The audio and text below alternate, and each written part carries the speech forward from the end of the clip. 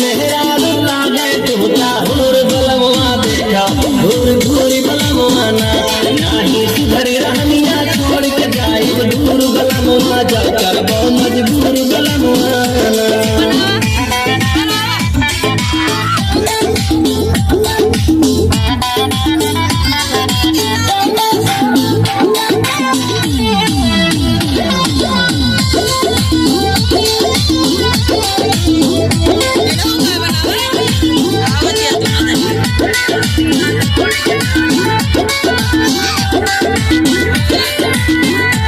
जाए बगली जा तोहरे सुंदर रूप निहारो